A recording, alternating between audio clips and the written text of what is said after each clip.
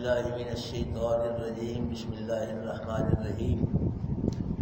سورہ بقرہ کی ابتدائی آیتیں تلاوت کی ہیں۔ بقرہ کا معنی ہوتا ہے گائے۔ اس سورت کے اندر اللہ پاک نے ایک گائے ذبح کرنے کا قصہ بیان فرمایا ہے، اس لیے اس سورت کو سورہ بقرہ کہا جاتا ہے، گائے والی سورت۔ سورہ بقرہ قرآن مجید کی سب سورتوں سے لمبی سورت ہے، اور یہ سورہ بقرہ ہجرت کے بعد سب سے پہلے مدینے میں نازل ہوئی۔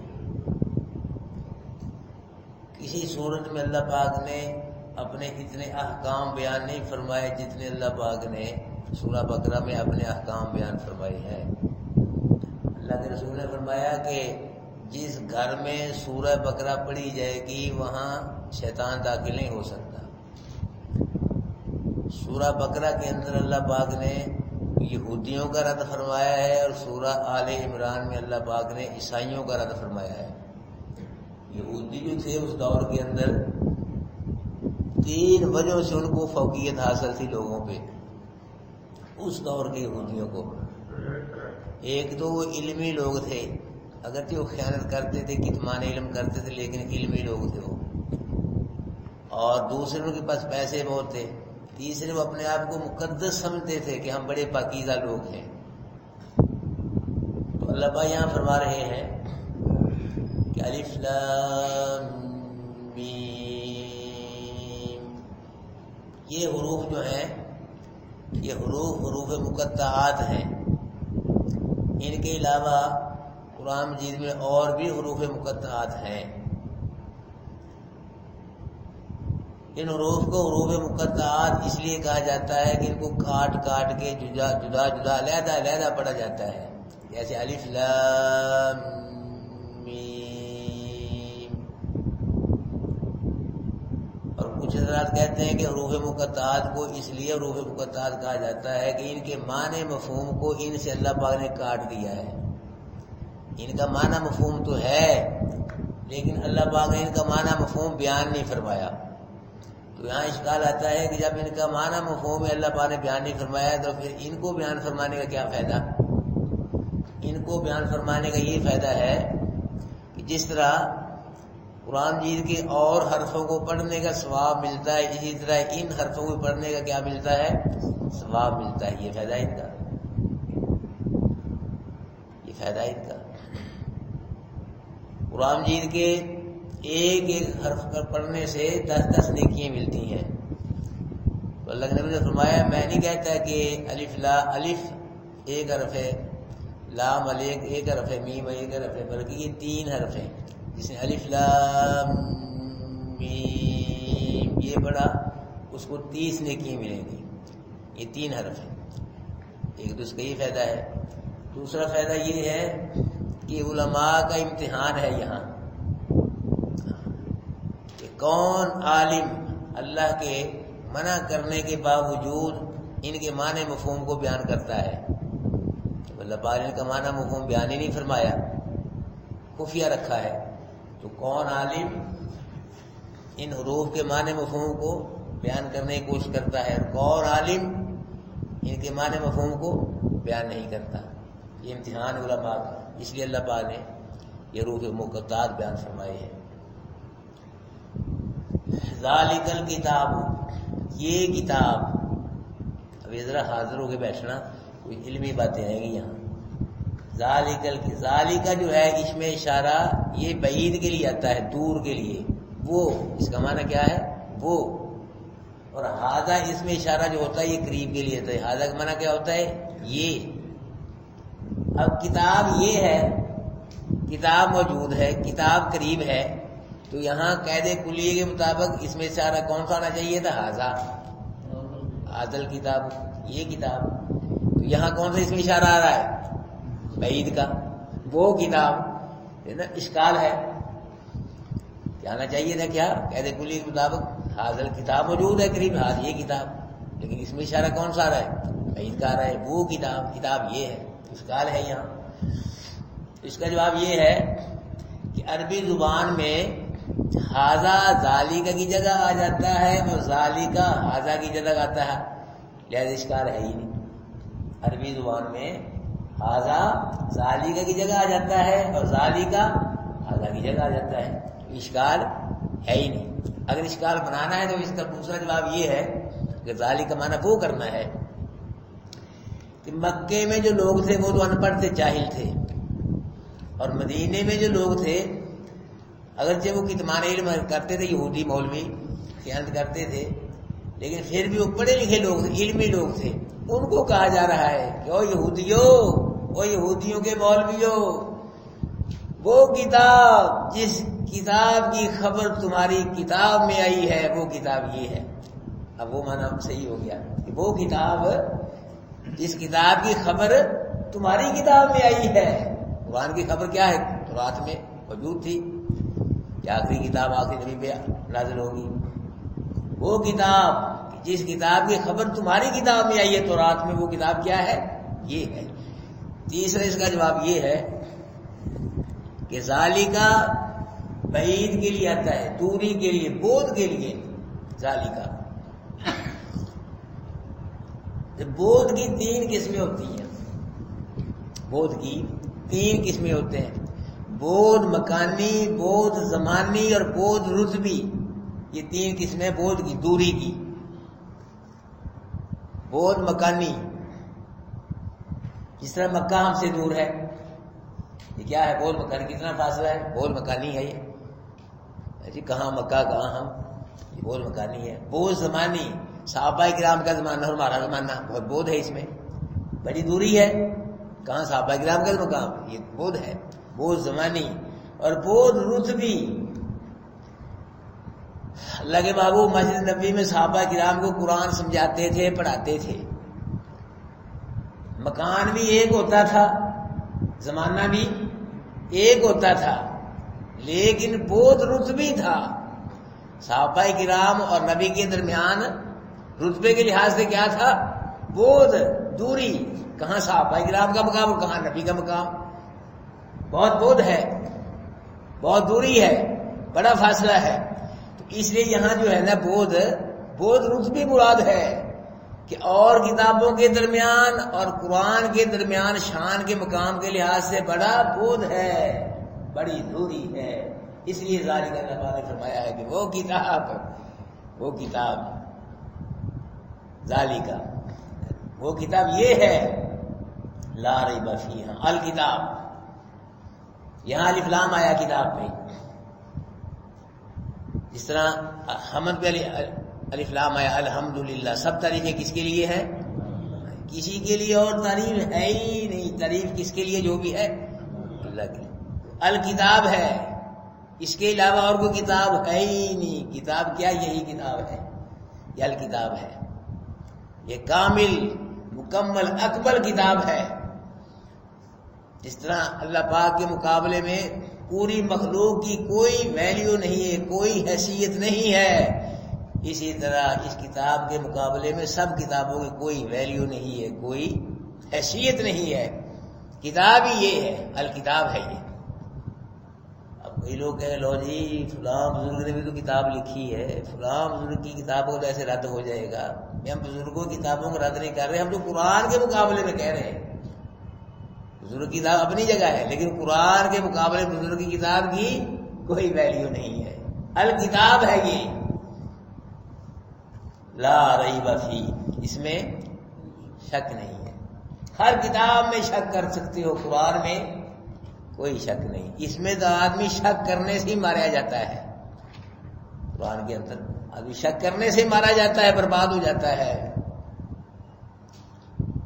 بہنگے آدمی کو ایک چیز کی 2 چیزیں نظر آتی ہیں، وہ چیز کا قصور نہیں ہوتا، اس کی اپنی آنکھ کا قصور ہوتا ہے۔ اگر کسی کو قرآن کی آیت سمجھ نہیں آتی تو قرآن کی آیت پر حق ہے، اس کے اپنے دماغ کا قصور ہے۔ اس میں کوئی عیب نہیں ہے، کوئی شک نہیں ہے، بے عیب لا ریب کتاب ہے۔ قرآن نے جو اپنے نزول سے پہلے کی خبریں دی ہیں وہ بھی حق ہے، سچ ہے۔ قرآن نے جو اپنے نزول کے وقت کی خبریں دی ہیں وہ بھی سچ ہے، اور قرآن نے جو اپنے نزول کے بعد کی خبریں دی ہیں وہ بھی کیا ہے؟ سچ ہے، حق ہے۔ قرآن میں کوئی شک نہیں ہے۔ مکے کے مشرکوں نے قرآن میں شک کیا. مکے کے مشرکوں نے شک کیا کیا کہ نبی اپنے پاس سے یہ کلام بناتا ہے, ہمیں کہہ دیتا ہے اللہ کا کلام ہے. یہ شک کیا. شک کرنے والے قرآن میں انتہائی گندے پلید, اور قرآن سے زیادہ پاکیزہ کتاب اور ہے ہی کوئی نہیں. کیا ہے؟ لا ریب, اس میں شک نہیں ہے. ھدی للمتقین, یہ ہدایت ہے واسطے متقین کی. اب اشکال پھر آ گیا, متقین کے لیے ہدایت ہے, دوسرے لوگ کہاں جائیں گے؟ تو سب کے لیے ہدایت ہونا چاہیے. اس کا جواب ہے ھدی للناس. قرآن کیا ہے؟ ھدی, سب لوگوں کے لیے ہدایت ہے. سب لوگ قرآن پڑھیں, سمجھیں, عمل کریں, اللہ سب کو ہدایت دے دے. لیکن سب لوگ اس سے فائدہ نہیں اٹھاتے. یہ متقین کو ہدایت کرتا ہے, اس لیے کہ کنواں پیاسے کے پاس نہیں آتا. کیوں جی؟ کبھی کنواں آیا پیاسے کے پاس؟ پیاسے کو کنویں کے پاس جانا پڑتا ہے, پھر پیاس بجھے گی اس کی. متقین جو ہیں وہ قرآن کے قریب آتے ہیں, قرآن سے محبت کرتے ہیں, پیار کرتے ہیں, قرآن سمجھتے ہیں, پڑھتے ہیں. تو قرآن کی کیا کرتا ہے؟ رہنمائی کرتا ہے. غیر متقین قرآن کے پاس ہی نہیں آتے, وہ تو پسند ہی نہیں کرتے قرآن کو, جس طرح چھوڑ دیا لوگوں نے قرآن کو. غیر متقین قرآن پڑھتے ہی نہیں, سمجھتے ہی نہیں. ہدایت کیسے کرے گا قرآن جو اس کو سمجھتے ہی نہیں؟ تو متقین اس لیے ہدایت دیتا ہے کہ متقین قرآن کو سمجھتے ہیں, پڑھتے ہیں, عمل کرتے ہیں. غیر متقین کے قریب آتے ہی نہیں, اس کو پسند ہی نہیں کرتے. قرآن کی کیا رہنمائی کرے گا؟ متقی کون ہوتا ہے؟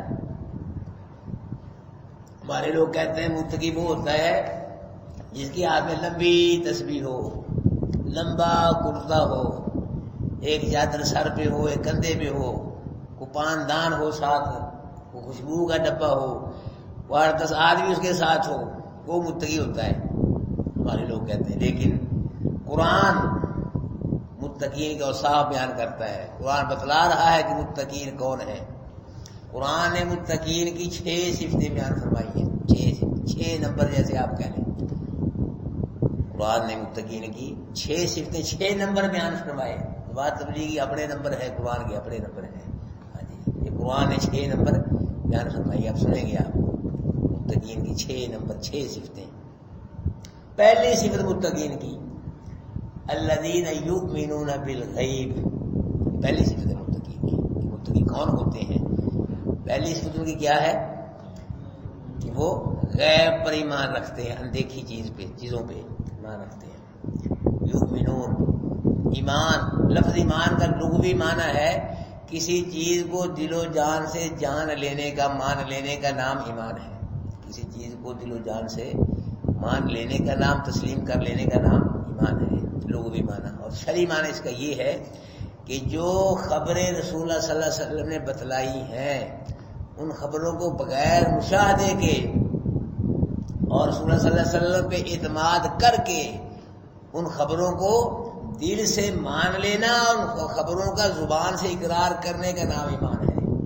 یہی بات یہ شرعی لحاظ سے اس کا لفظ ایمان کا معنی ہے کہ جو خبریں رسول اللہ صلی اللہ علیہ وسلم نے بیان فرمائی ہیں بغیر دیکھے, بغیر مشاہدے کے, رسول اللہ صلی اللہ علیہ وسلم پہ اعتماد کر کے ان خبروں کو دل سے مان لینا اور زبان سے ان خبروں کا کیا کرنا, اقرار کرنا, اس کو کیا کہتے ہیں؟ ایمان کہتے ہیں. کیا بات ہے؟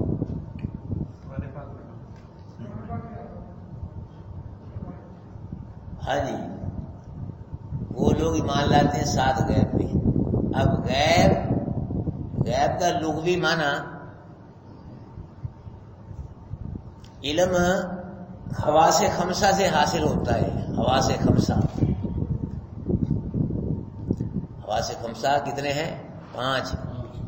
ان سے علم حاصل ہوتا ہے. حواس 5 سے 5 کا تعداد جو ہے 5 کی اللہ پاک کو بڑی پسند ہے. دن رات میں فرض نمازیں کتنی ہیں؟ 5. اور اپنا اسلام کے ارکان, حج کے دن 5, ہاتھ پاؤں کی انگلیاں 5, تراویح التراویح ہے 5.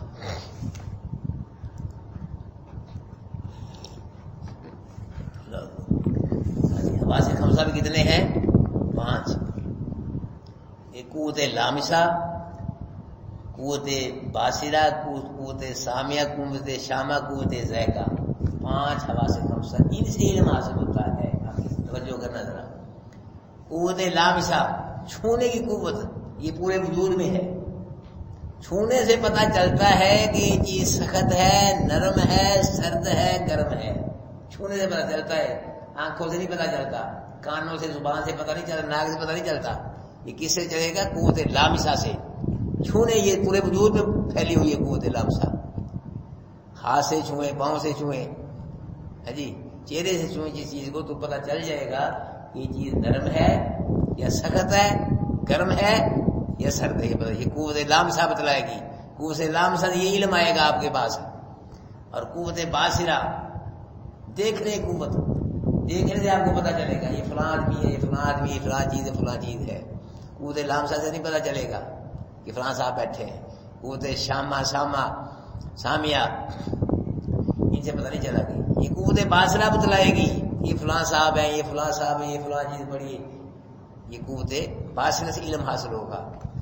اور تیسری قوت سامیہ، سننے کی قوت. اس سے پتہ چلے گا کسی نے کیا کہا ہے، آپ کی بات کان میں آئے گی، آپ نے کیا کہا ہے. جی جو بھی بات آئے گی آپ کان میں آئے گی. کوئی موسیقی کی آواز آئے، کوئی تقریر کی، کوئی تلاوت کی، جو بھی ہے یہ کانوں سے آئے. کان بتلائیں گے کیا کہا ہے فلاں نے، آنکھ نہیں بتلائے گی اور کوئی قوت نہیں بتلائے گی. یہ کان بتلائے گی کسی نے کیا کہا ہے. یہ کانوں سے علم حاصل ہوتا ہے. اور قوت شامہ، سونگنے کی قوت. یہ قوت شامہ ناک بتلائے گا کہ یہ چیز بدبودار ہے یا خوشبودار ہے، اور کوئی قوت نہیں بتلائے گی.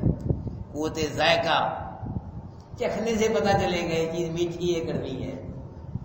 یہ 5 حواس خمسہ، ان کے ذریعے علم حاصل ہوتا ہے. تو جو علم حواس خمسہ سے حاصل نہ ہو اس علم کو غیب کہتے ہیں. سمجھا کی بات؟ غیب جو ہے ان 5 حواس خمسہ سے حاصل نہیں ہوتا. علم حواس خمسہ سے حاصل ہوتا ہے.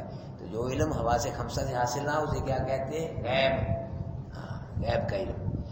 غیب جو ہے یہ وحی سے حاصل ہوتا ہے. وحی سے. وحی کس کے پاس آتی تھی؟ رسول اللہ صلی اللہ علیہ وسلم کے پاس آتی تھی. یہ ہے غیب کا لفظی معنی کہ جو علم حواس خمسہ سے حاصل نہ ہو اسے غیب کہتے ہیں. اور شرعی اصطلاحی معنی اس کا یہ ہے کہ غیب سے وہ سب خبریں مراد ہیں جو خبریں رسول اللہ صلی اللہ علیہ وسلم نے دی ہیں. غیب کی وہ خبریں جو رسول اللہ صلی اللہ علیہ وسلم نے بتلائی ہیں بذریعہ وحی، بذریعہ جبریل، وہ سب غیب کی خبریں مراد ہیں. اصطلاحی معنی. اور رسول اللہ صلی اللہ علیہ وسلم نے بتلایا ہے کہ اللہ ہے، اللہ وحدہ لا شریک ہے. نہیں پتا تھا. اللہ کے رسول نے بتلایا ہے اللہ پاک کی قضاء و قدر، تقدیر، فرشتے اور جنت، جہنم، پل صراط، شفاعت، حوض کوثر، 50,000 سال لمبا دن. یہ غیب خبریں سب کس نے بتلائی ہیں؟ بذریعہ وحی، بذریعہ جبریل. یہ کس نے بتلائی ہے؟ رسول اللہ نے بتلائی ہے. رسول اللہ صلی اللہ علیہ وسلم کو بذریعہ بھی اللہ پاک نے بتلایا. غیب کی جس بات کو اللہ نبی ولی کو بتلا دے تو نبی ولی کو اس غیب کی بات کا پتہ چلتا ہے. غیب کی جس بات کو اللہ پاک نہ بتلائے نبی ولی کو تو نبی ولی کو سامنے پڑی چیز کا پتہ نہیں چلتا. میں آپ کو بتلا دوں. عالم الغیب علام الغیوب، کائنات کے ذرے ذرے کو جاننے والا کون ہے؟ اللہ. یاد رکھنا. وہ لوگ کیا لاتے ہیں؟ ایمان لاتے ہیں کس پہ؟ غیب پہ.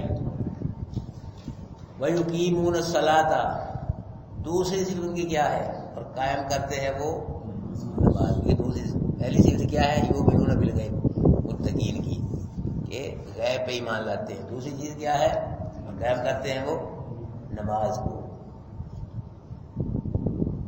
صلاۃ کا معنی عربی میں دعا. صلاۃ عربی میں دعا کو کہتے ہیں اور صلاۃ شریعت میں نماز کو کہتے ہیں. تو متقین کیا کرتے ہیں؟ نماز کو قائم کرتے ہیں. مطلب یہ کہ نماز کو اس کے حقوق کے ساتھ ادا کرتے ہیں جو اس کا حق ہے. حق کیا ہے؟ رسول اللہ صلی اللہ علیہ وسلم کی سنت کے مطابق نماز ادا کرتے ہیں. یہ نماز کا حق ہے. نبی صلی اللہ علیہ وسلم کی سنت کے مطابق پڑھی جائے. اور جو نماز نبی صلی اللہ علیہ وسلم کی سنت کے مطابق پڑھی جائے گی وہ نماز اللہ کے دربار میں قبول بھی ہوگی اور دن قیامت کی نجات کا ذریعہ بنے گی. اور جو نماز صلی اللہ علیہ وسلم کی سنت کے مطابق نہیں ہوگی وہ نماز اللہ کے دربار میں قبول بھی نہیں ہوگی اور نجات کا ذریعہ بھی نہیں ہوگی، بلکہ یہاں تک آتا ہے اس نماز کو گندی ٹاکی میں لپیٹ کے نمازی کے منہ پہ مارا جاتا ہے کہ جو نماز میرے نبی کی سنت کے مطابق نہیں ہوگی اس نماز کو کوئی ضرورت نہیں ہے. دوسری صفت کیا ان کی وَيُقِيمُونَ الصَّلَاةَ، اور قائم کرتے ہیں کس کو؟ نماز کو. تیسری صفت وَمِمَّا رَزَقْنَاهُمْ يُنْفِقُونَ، جو ہم نے ان کو رزق دیا ہے اس میں سے وہ خرچ کرتے ہیں. ہم نے جو بھی رزق ہے، جس قسم کا بھی رزق ہے، یہ کون دیتا ہے؟ جس قسم کا بھی رزق ہے کسی کے پاس وہ کون دیتا؟ ہم دیتے ہیں. لوگ کیا کہتے ہیں؟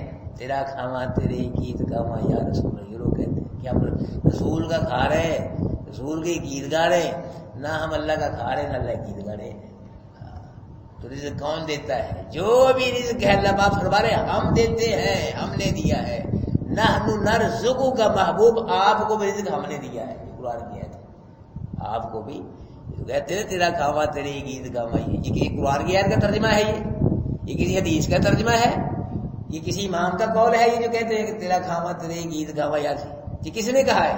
خود ہی بنا لیا، اور ابھی بنایا ہے چند سالوں میں ہی لفظ بنا لیا. یہ کسی قرآن کی آیت کا ترجمہ نہیں ہے، حدیث کا ترجمہ نہیں ہے، کسی امام کا قول نہیں ہے، کسی صحابی کا فرمان نہیں ہے، یہ خود ہی انہوں نے بنایا ہے. اب جب شرکت رش پڑ گیا نا، زور پڑ گئی، جملہ آپ ہی بنا، خود ہی بنا لیا. آیا اللہ کا نام تو کس کا کھاتی؟ ساری مخلوق کس کا کھاتی ہے؟ اللہ کھاتی ہے. اللہ خیر الرازقین وما من دابۃ فی الارض الا علی اللہ رزقها. زمین پہ کوئی چلنے والا جانور ایسا ہے ہی نہیں جس کا رزق اللہ کے ذمہ نہ ہو. تو سب کو کون کھلا رہا ہے؟ کلوا واشربوا من رزق اللہ، کھاؤ پیو اللہ کے رزق سے.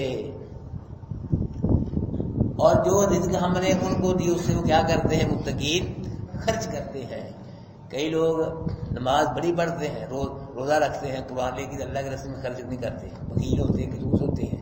یہ لوگ ایسے بھی آپ کو ملیں گے، نماز بڑی پڑھیں گے، تسبیح جی اور بڑی ذکر، تو خرچ نہیں کریں گے، بڑے کنجوس ہیں. لیکن سارے نہیں کہ نماز بھی پڑھتے ہیں اور اللہ کے راستے میں خرچ بھی کرتے ہیں. ہاں، جو رزق ہم نے ان کو دیا اس میں سے خرچ کرتے ہیں. رزق کی کئی قسم، مال رزق ہے، اولاد بھی رزق ہے، علم بھی رزق میں شامل ہے، اور دنائی بھی شامل ہے رزق کے اندر. یعنی اگر ان کو رزق دیا ہے مال، وہ مال میں سے خرچ کرتے ہیں. اولاد دی، اولاد کو بھی میں سے خرچ کرتے ہیں. کسی کو دین پڑھا دیا، کسی کو جہاد میں بھیج دیا، اولاد کو دین کام میں لگا دیا.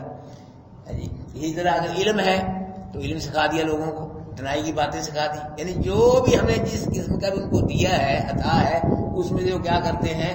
خرچ. لیکن سارا نہیں خرچ کرتے، اس میں سے خرچ کرتے ہیں. یہ نہیں کہ سارے خرچ کے آپ فقیر بن جاؤ، اس میں سے خرچ کرتے ہیں. سارا نہیں خرچ کرنا، سارا خرچ نہیں ہے. ہاں جی. تیسری چیز کیا ہے کہ جو ہم نے ان کو رزق دیا اس میں سے کیا کرتے ہیں؟ وہ خرچ کرتے ہیں. چوتھی صفت والذین یؤمنون بما انزل الیک، اور وہ لوگ ایمان لاتے ہیں اس چیز پہ جو نازل کی گئی آپ کی طرف. اب آگے کی طرف کون سی چیز نازل کی گئی ہے؟ قرآن. قرآن پہ بھی ایمان لاتے ہیں وہ. اور وما انزل من قبلک، اور اس چیز پہ بھی ایمان لاتے ہیں جو نازل کی گئی آپ سے پہلے کو، تورات، زبور، انجیل، جو جتنی بھی کتابیں ہیں ان پہ بھی ایمان. ان کا کیا متقین کا کیا ہے؟ ایمان ہے. اور یہاں قبلی کا لفظ ہے کہ جو چیز آپ سے پہلے نازل اس پہ ایمان ہے. وما انزل من بعدک، بعدی کا لفظ نہیں ہے، پہلے قبل کا لفظ ہے. جو آپ چیز آپ سے قبل اللہ کے نبی سے پہلے کتابیں ہیں، تورات، زبور، انجیل، بڑے صحیفے، بڑی کتابیں ہیں، ان پہ ایمان ہے. ہمارا بھی ایمان ہے، متقین کا ایمان ہے. لیکن یہاں لفظ بعدی کا نہیں آیا کہ جو چیز آپ کے بعد نازل کی گئی، کیونکہ آپ کے بعد کچھ ہے ہی نہیں، نہ نبوت آپ کے بعد، نہ کتاب آپ کے بعد ہے، اس لیے بعدی کا لفظ نہیں ہے. یہاں یہ آیت رسول اللہ صلی اللہ علیہ وسلم کی ختم نبوت کی دلیل ہے کہ یہاں اللہ کے نبی کے بعد کو نبوت ہوتی لفظ بعدی کا ہوتا، کوئی کتاب ہوتی لفظ بعدی کا ہوتا، کہ وہ چیز جو آپ کے بعد نازل کی گئی. اس لیے آپ کے بعد کوئی چیز نازل ہوئی ہی نہیں. وہ نبی ہو تو بات چیز نازل، جب نبی نہیں تو چیز کس پہ نازل ہوگی؟ یہ رسول اللہ صلی اللہ علیہ وسلم کی ختم نبوت کی یہ دلیل ہے. یہ ہے یہاں وہ ما انزل من بعد کا نہیں، اللہ پاک نے قبلی کا ہے، بعدی کا نہیں ہے. وبالآخرۃ هم یوقنون، اور آخر پہ وہ کیا کرتے ہیں؟ یقین رکھتے ہیں. یقین. آخرت کہتے ہیں پیچھے کو. دنیا کا معنی ہے قریب. دنیا آخرت کے قریب ہے. ادھر پیچھے آخرت ہے تو دنیا کیا ہے؟ قریب. دنیا کا معنی قریب. دنیا آخرت کے قریب ہے اس لیے اس کو دنیا کہتے ہیں.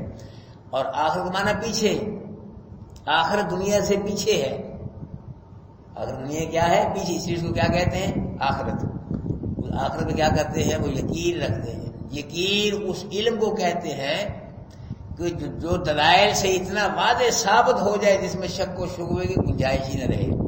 جو دلائل کے ساتھ اتنا واضح ہو جائے اس میں شک و شبہے کی گنجائش نہ رہے اس کو یقین کہتے ہیں. آخرت کو کیا کرتے ہیں؟ یقین کرتے ہیں. یہ 6 نمبر 6 صفتیں. کون؟ پہلی صفت ایمان بالغیب. دوسری نماز کو قائم کرتے ہیں. تیسری صفت جو ہم نے رزق اس میں خرچ کرتے ہیں. چوتھی صفت جو چیز آپ پہ نازل کی گئی اس پہ ایمان ہے. جو چیز آپ سے پہلے نازل کی گئی.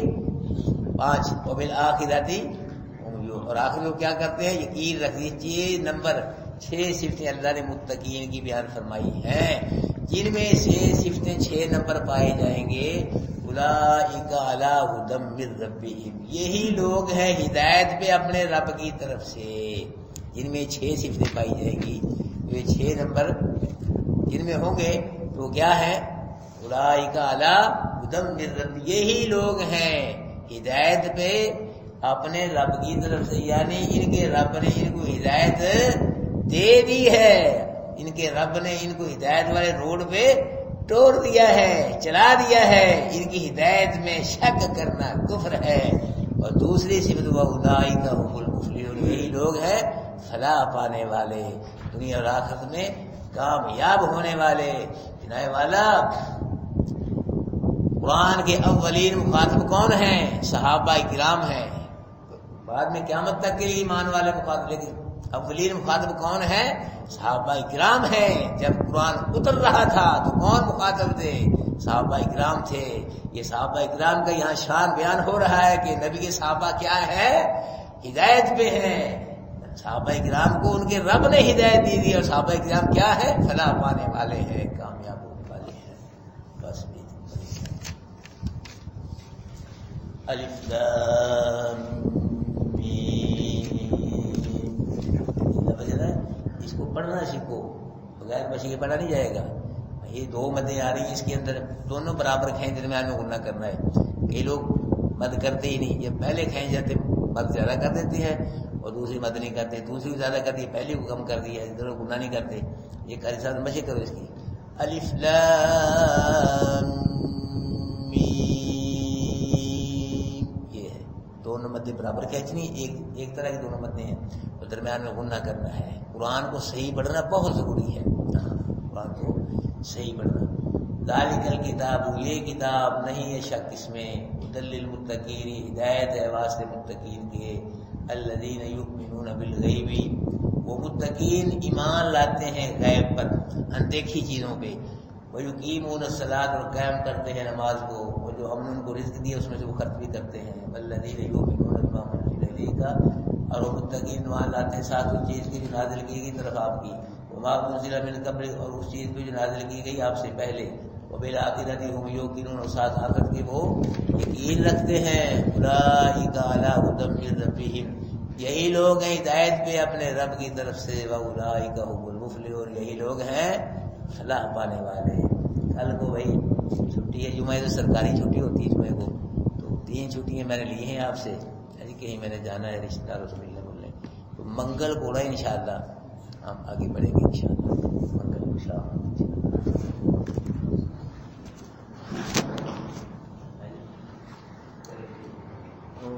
بیٹھنا کہہ